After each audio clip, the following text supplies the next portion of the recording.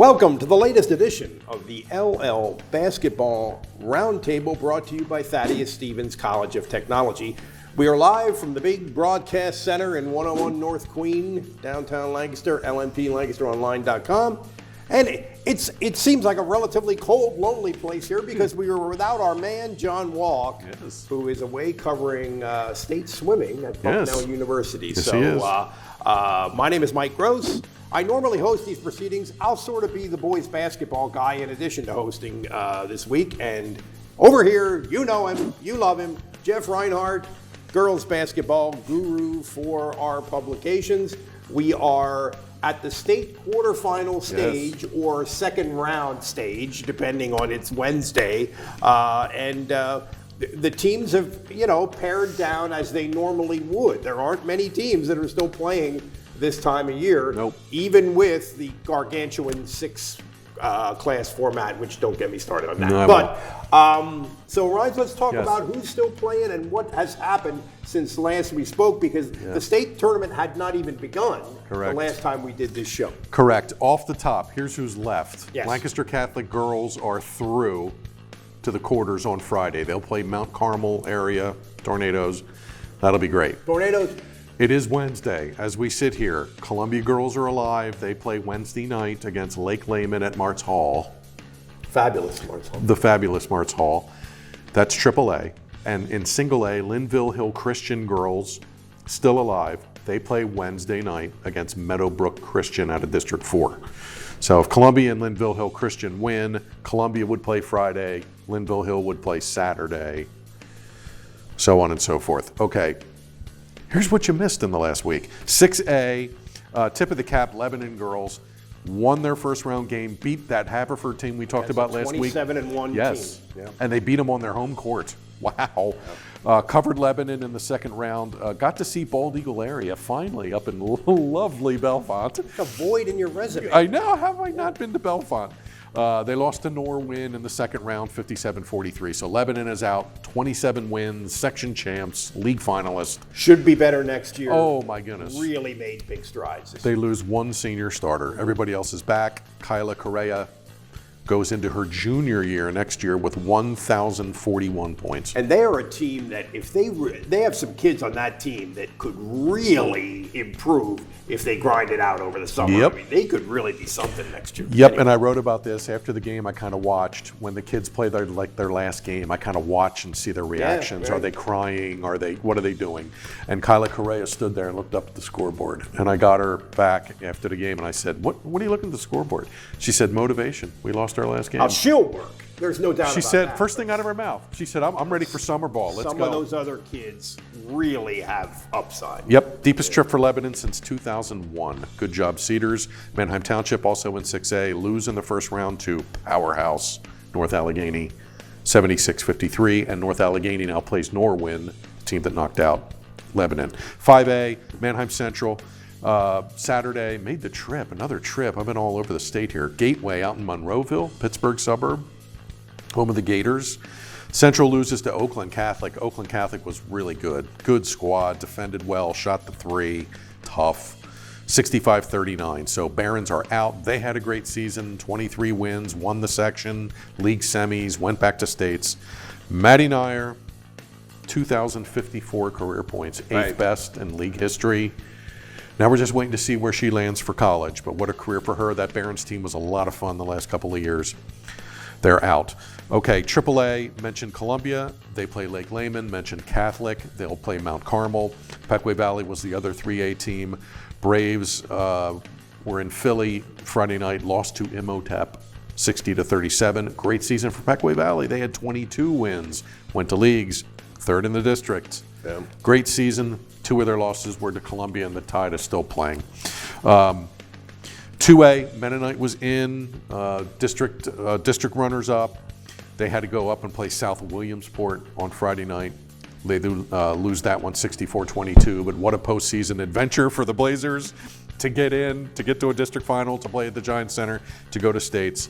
Tip of the cap, Jayla Rivera, their senior scorer, sniper kid, 1,046 career points, eighth in program history. Single A, Mount Calvary, the back-to-back District 3 champ.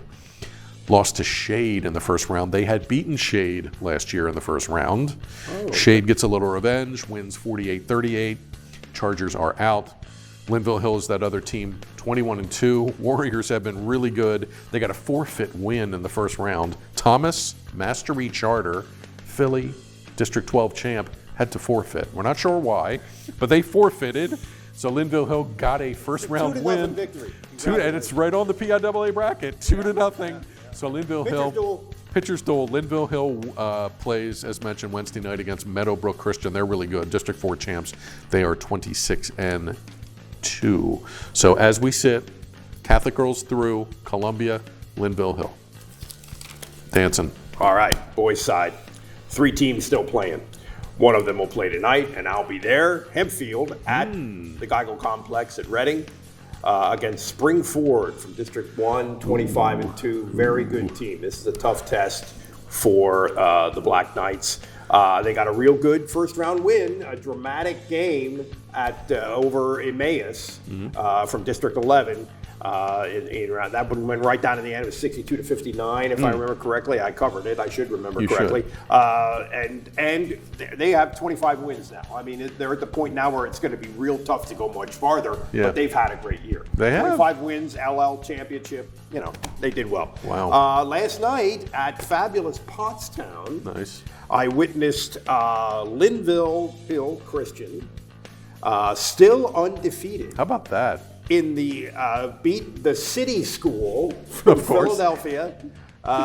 They had an eclectic resume and an eclectic style of play. It was an odd game, but it was tied with 4 minutes left, and Linville made all the plays down the stretch and ended up winning by 8. They're in the state quarterfinals for the 2nd straight year. It was cool to talk to Mike Schatzman, their coach, after the game, and he said, you know, I thought I was done. He's in his 3rd year. I thought I was done coaching.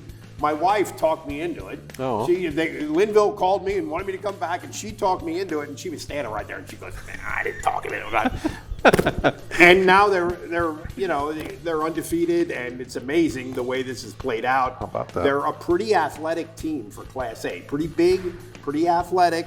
A little up and down last night. Again, it was a very strange game. But they're still dancing. Lancaster Mennonite in AA also still dancing. They play St. John. They beat St. John Newman in the first round, which I thought was a really tough first round, given that they were the district champion from District 3. I thought that was a really tough first round assignment. That game went right down to the end, went right down to the wire. They scored with like 3 seconds left to win it by 2, and they move on. I think Mennonite and Linville are both teams that could keep playing for a little while. Teams that are out after last night, after Tuesday, La Academia, Yes. which lost to Berlin Brothers Valley. Mount Calvary also done after losing last night. That's in Class A. Both teams had solid years, and lots of teams lose in the second round of states. That's sort of like, it sort of feels like if you win a state playoff game and you have a good 1-loss record and everything, you got to feel pretty good about what you've done. Oh, absolutely. I didn't see a whole lot of tears from the Lebanon locker room last night at BEA. They were happy. And Ferrer, the one senior, I got a chance to speak with her, and she said, I guess I should be sad because our season's over. But she said, I can't be sad because we had so much fun. Cool. That was pretty cool. We had such a great year. Now, the Mannheim Central kids were a little different because they were very senior laden, and that group was so tight. Yeah. And those are tough with the tears and everything to see that. But they had a lot of success. That Mannheim Central. It's been a great season, man. Really couple of teams that lost in the first round that I want to mention. Mannheim Central and Warwick in 5A, which tough, unbelievably weird and tough bracket. Warwick lost to Radnor, which has been one of the best teams in Pennsylvania this year, regardless of class. They're still undefeated. And Warwick was winning that game at halftime. They gave them a real good fight, and the Warriors, again, are for sure going to be better next year if everybody just kind of holds serve in that program. And the other one is Mannheim Central which lost in the first round to Mars High School. There you go. The Fighting Planets. God love them. And,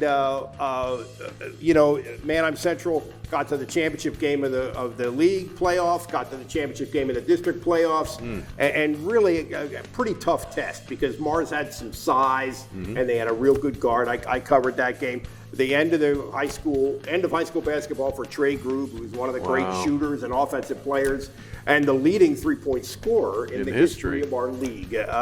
But again, they've got some pieces coming back. LS too.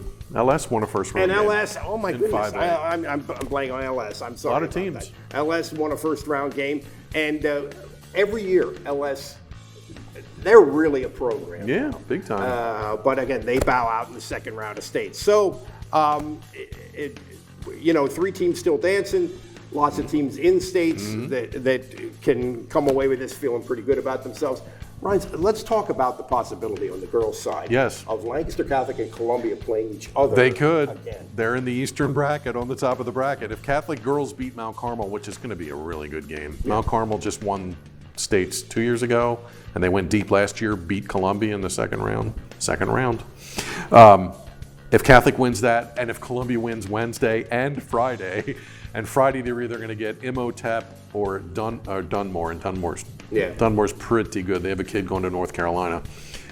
But if Columbia and Catholic both win on Friday, they would play in the state semifinals next week. I think Tuesday. I don't have the bracket in front of me. Yeah. But yeah, it could be tied Crusaders with a trip to the state finals on the line. But Columbia's got to get there first. We'll see how they make out here Wednesday night. And we're talking now a week from tomorrow. This is Thursday. A week from tomorrow. The state finals begin. 12 games at the Giant Center in Hershey. Ryan and I will be there for that, regardless of whether we have any teams involved. And we still have some teams in there plugging, so maybe we will. Who knows? Absolutely. I said it last week. I think Catholic girls are in a 2-year window that they can win this. They can absolutely win this. But Mount Carmel's a tough one. Is what I saw. I've seen them the last 2 years, just once each, but very physical. Scrappy, very tough, physical, yes. Really play man-to-man and don't concede anything. I think maybe Catholic would be a little better suited to that than Columbia was last year. When they knocked Columbia out last year. Yeah, good point. We'll see. Yeah, that game is at Hamburg on Friday night, 7 o'clock. Single site, single game, Hamburg. Former home of the WWF. Yeah, I think we should mention Chad McDowell here. You probably heard me saying, you might have seen this by now in the paper and online, but you heard me say all winter, our best to Chad McDowell. Keep fighting, my friend. He passed away last week. Chad had a tough winter. Lost his battle with cancer, and it was rough. It was really rough, it's awful. Yeah, and you hated to see it, but I'll tell you, everybody rallied around him. Quarryville, Solanco, that whole community, the refs, the league, the coaches, the kids, they had blue wristbands for him, the fight cancer wristbands, and it was a tough go for him. And I was able to text with him a couple of times, and great guy, 9-year head coach at Solanco, was the JV softball coach. Daughter played softball for Widener. Allie, son Trent is a kicker. He's actually transferring to Millersville this year to kick for the Marauders, so he'll be close to home. Jen is a track and field coach at Solanco, his wife, so really close-knit sports community family. So that was really tough to see what he went through, and that's what I was talking about all year, and he lost his battle, but a great guy. Altoona native, Solanco through and through here in his adult life, and he'll be missed, so wanted to mention that. Okay, March Madness roars on. We'll be back next week. Until then, this has been the LL Basketball Roundtable, brought to you by Thaddeus Stevens College of Technology. For Jeff Reinhardt, I'm Mike Gross. See ya.